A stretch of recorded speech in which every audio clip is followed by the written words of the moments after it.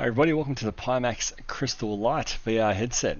Pimax were kind enough to reach out to me last week to ask would I like to try one of their VR headsets, and that would be absolutely bonkers to say no to that. So this was sent out to me, I said a few days ago. This is me unboxing everything, checking out all the plugs and everything that comes with it. So I've always been interested in VR, as I'm sure most sim racers would be at some point, but due to either thinking it was too expensive or too hard to set up or not quite knowing how I'd like the headset on my head, never gone down that path. So there's literally now absolutely no excuse not to try it. So this, I said, unboxing the headset. You get a couple of these little handsets here which control things in the world when you've got the headset on in terms of pressing menus and stuff, so they're super handy. Very easy to set up, literally plug and play. Couldn't be any easier even for an old bloke like me. It's a simple USB 3 DisplayPort connection, and then plug it into a power outlet, and it's pretty much ready to go. So very much a plug and play item, which I appreciate as I get older, as I said. So a couple of key features: very high resolution on the eyes. Each eye is 2880 by 2880, so it delivers you 17 million pixels display. Headset looks really cool as well. Looks a bit like the Mandalorian helmet. So apparently the aspheric lenses that they use provide a very wide field of view, because I do understand from reading VR over the years that sometimes, unless you're looking right in the sweet spot, sometimes the things on the peripheral don't look quite as good. So be interested to check that out as well. Really easy to set up. This is the software that comes with it, the Pimax Studio. Again, essentially plug and play. I didn't record the setting up of the room in the VR headset because I hadn't had OBS set up at that time, but again, super simple process. Took all of probably 10 minutes by the time I plugged it in and then did the setup. So really easy. Can't be any more plug and play than this, guys. Variable refresh rate, 72 Hz, 90 Hz, and 120. So I said really super high quality. This is me in Steam VR once I had everything set up, and just testing out, make sure everything was working, and again worked really easy to navigate the world. Does have inbuilt audio as well, and a microphone, which is super handy for content creation. So I'm going to see how that goes while we're actually driving around and see if we can record and everything without having to have an extra headset on my head. So having said that, let's get to the important bit. Let's have a look at my very first drive in VR. We're going to go to the classic OG Assetto Corsa. Of course, runs really well on everything, so shouldn't be an issue in VR. So let's jump into V8 Supercar at Adelaide. Alright, here we are in virtual reality for the first time, I said, in 35 years of sim racing. First impressions, absolutely incredible as you look around the cockpit. First impression, as I said, one of my reservations with VR, as you hear about on the peripheral, in the headset, sometimes a little bit blurry. This looks clear either side of me. So even when my eyes are pointing forward, there's no fuzziness or halo or anything inside the headset. It's just amazing, and you understand why there's guys who make these car models put so much effort into the interiors. It's for the VR users. Never really thought about that, to be honest. You know, look at the external models of the car, look absolutely fantastic, but this is why they spend so much time and effort on the internal. So other thing obviously is the mirrors. Even on my 49-inch widescreen, you sometimes don't even get the driver's side mirror in view, depending on the FOV of the car that you're driving. Let's engage first gear. I've got my virtual steering wheel, I've got my shifter engaged. You can see the marshals there out to the side. And it's just amazing to get that depth perception around the car. So we'll try and pick out our very first apex down here at the hairpin at Adelaide. And again, look at the side of the car there. It's just really natural. That's amazing.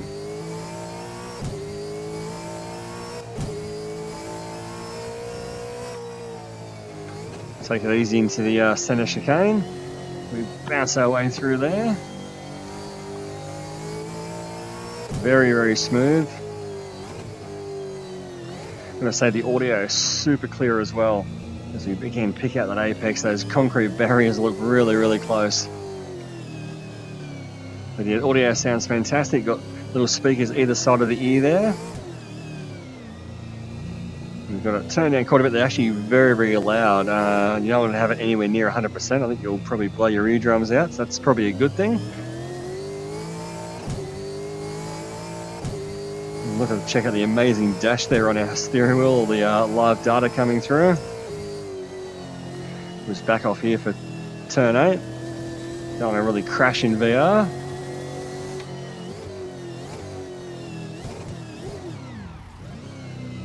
Just amazing to look out, grab those apexes.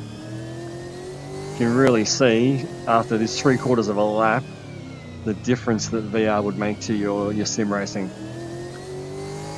And obviously not having to rely on proximity arrows or radars on screen. You just look at your mirrors everywhere and tell where your opponents are. That would be incredible with like a full grid of cars. And again, this super natural way of driving, and just, I get it. I said after one lap, I understand why people lose their you-know-what over VR. It's always the great debate, isn't it? VR versus triples versus single screens. They've always known that VR is the most immersive and probably the best, but this, just amazing. That's after one lap.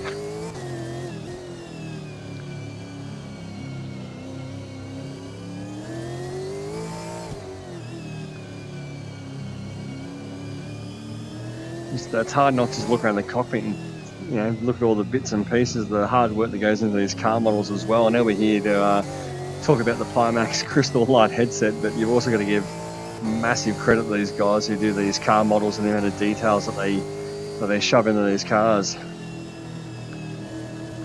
You get very wide, but again, be able to see that left-hand side of the car in a V8 supercar gives you a nice point of reference. And the headset, very, very comfortable. I've got it fairly tight. It's very easy to fit. It's got one of those sort of ski boot fittings at the back. Little knob that you tighten up at the back there. There's no light coming through from the room. All I can see is just the interior of the car. So very, very comfortable. The unit weighs about 810 grams. Which might seem a lot to have on your head, but it's weighted very well. I suppose it's, these guys have designed this very well. It's what they're known for, so you'd hope they know what they're doing in terms of that sort of stuff, and it's super comfortable to wear.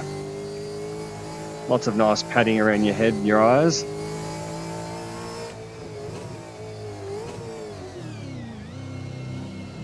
Oh, this is just amazing to see everything flying past in the mirrors. Shadows coming through the car. Absolutely incredible. Distracted there, looking around my car. I'm going to run off here.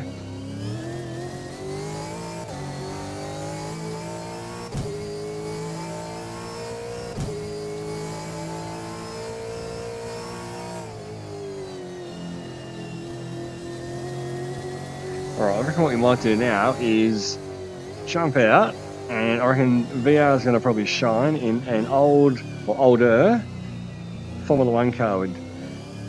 Let's get rid of the roof and see how that goes. Alright, here we are. This is the business. This is what VR was made for. Open cockpit, no halo. Just you and the sky above. And have a look at this. You can poke your head out.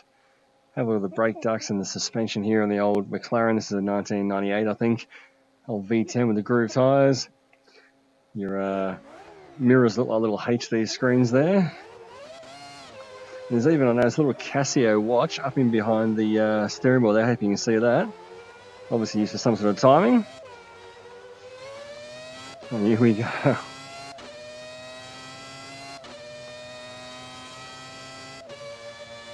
Awesome.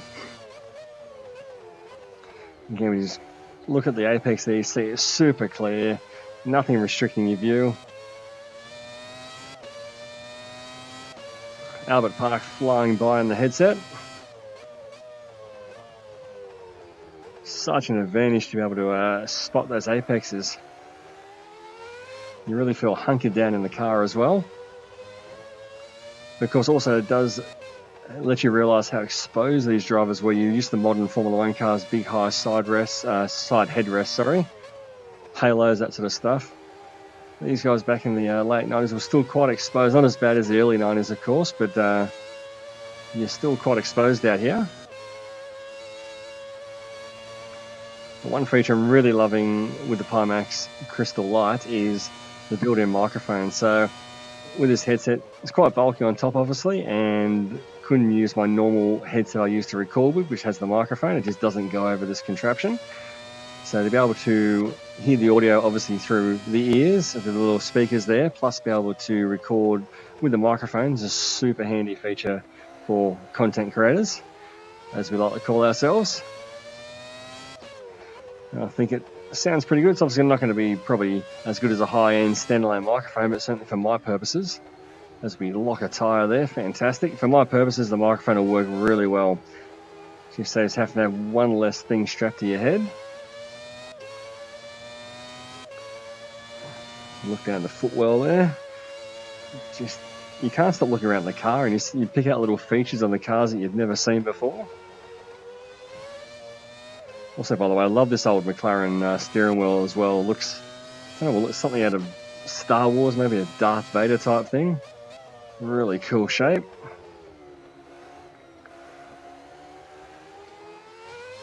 But yeah, as I said at the start, absolutely get VR now. Get why everyone loses their you-know-whatsy over it. It's just super impressive. We're running this on my 2080 Ti, so a bit long in the tooth now, but I said everything's running really, really nicely. Haven't tried it with a more modern title to see how we go, but you can always turn some things down. I reckon it still look pretty good. But genuinely blown away by VR and how impressive it is.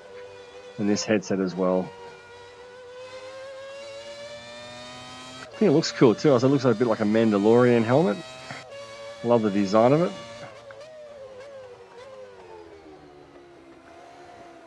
As we almost loop it around there. Even love the sun's up here at the moment. You sort of look up at the sun and back down, you get a bit of a lens effect that you would in real life when you're staring directly into the sun, which I tell you not to do, of course.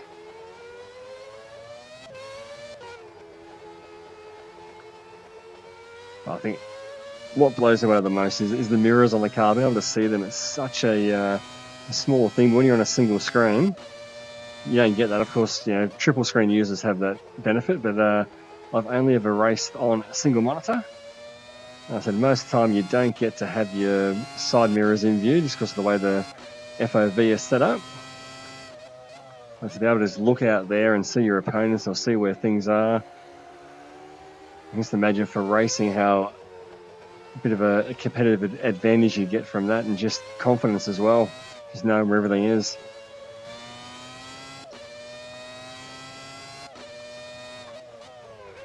And the headset's still super comfortable.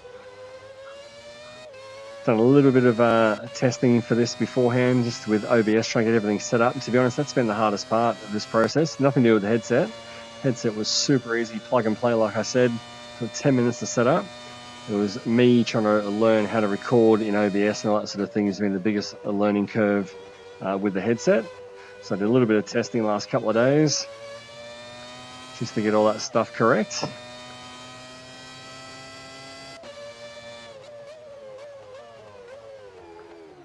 As we lock a brake. It's even fun spinning in VR. Look out the side there and see who's coming to T-bone you. Alright guys, there's our first look at the Pimax Crystal Light. Fantastic headset, fantastic experience. So glad I got to do the VR thing. I can see why people love it so much. Plenty of benefits, obviously, with sim racing in your actual racing. Plenty of ideas for content. So plenty of videos going to come out with this. I think had it on for about an hour there with doing the recording and a bit of playing around with it. Not too much of a mark on the head there with the headset rests against your head, but my face is already ruined anyway due to life, so you can't get any much worse than this.